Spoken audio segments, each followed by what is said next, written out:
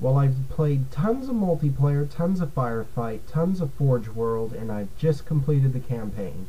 So now it's time for me to do my very first video review of a video game.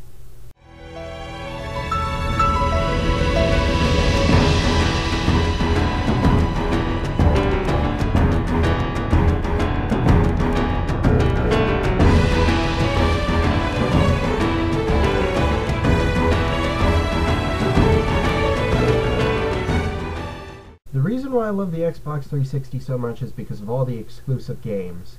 Gears of War, Mass Effect, Splinter Cell Conviction, Left 4 Dead, Fable 2, and a little thing called Halo. About 8 years ago, a company called Bungie released a game called Halo Combat Evolved. It broke sales records and it was beloved by millions, and ever since then there's been Halo 2, Halo 3, Halo 3 ODST, and sadly this week Bungie released the very last game that at least they're making in the Halo series, and that game's called Halo Reach. Halo Reach is an origin story of sorts. It actually goes before the events of the original Halo trilogy, before Cortana and Master Chief, and it actually tells the story of the fall of Reach. Reach was a planet, and it was UNSC's military base and home of the super soldiers called the Spartans. And you hear about this event a lot during the course of the Halo games, but this is actually the first time you get to see what happened in detail.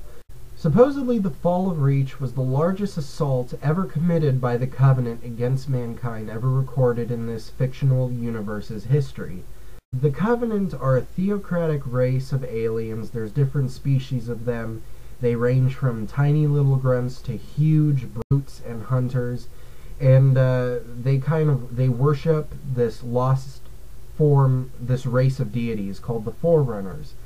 And they're kind of insane, and they think that mankind is an affront to their gods. So they've decided to put it upon themselves to purge the universe of all forms of mankind. Who wouldn't? And this is just a little bit of it, it advances more in the Halo series, and it just gets more fascinating, more cooler, and more unique as the games go on. So first up is the campaign. Halo Reach's campaign is one of the most diverse and inventive campaigns ever attempted by Bungie in the Halo series.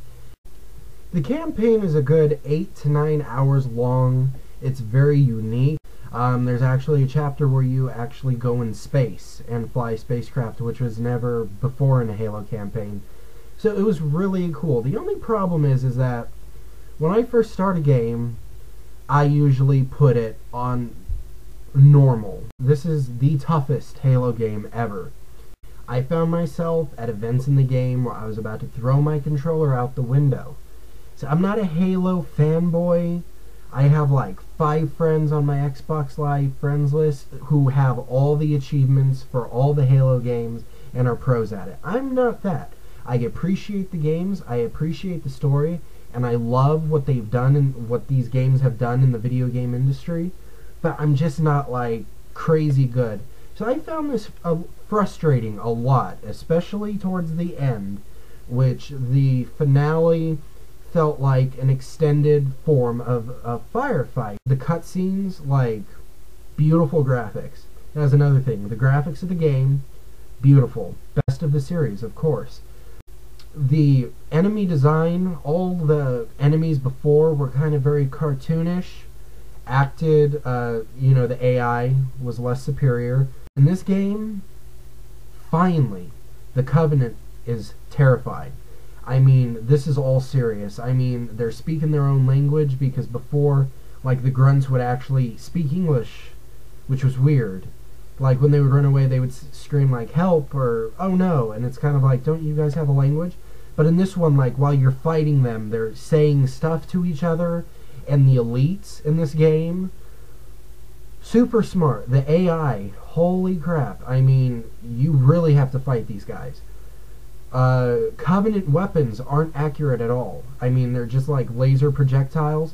So you grab a weapon like a needler or a plasma cannon and you fire it and they just kind of evade it.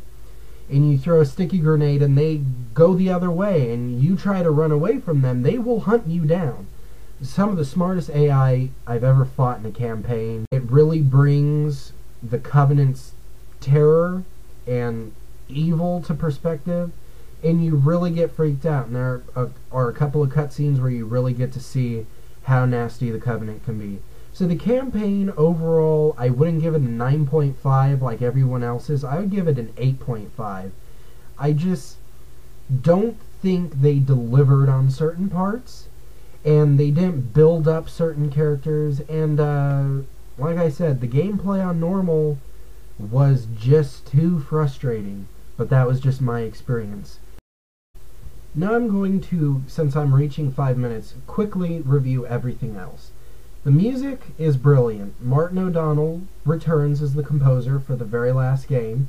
This is one of the best soundtracks.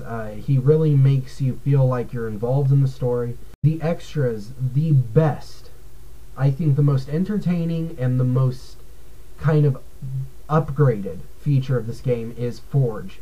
Since there isn't going to be a new Halo game, probably forever, this will kind of hold us down for the next decade, I should say.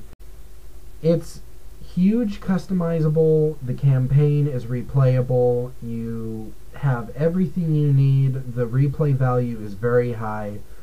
So overall, I give Halo Reach a solid 8.9 because I'm nice today.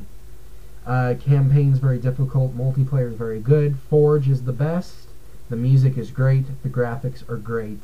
I recommend you either rent or buy this game, most likely buy, since there's so much stuff that will keep you entertained for years to come. And that's basically it.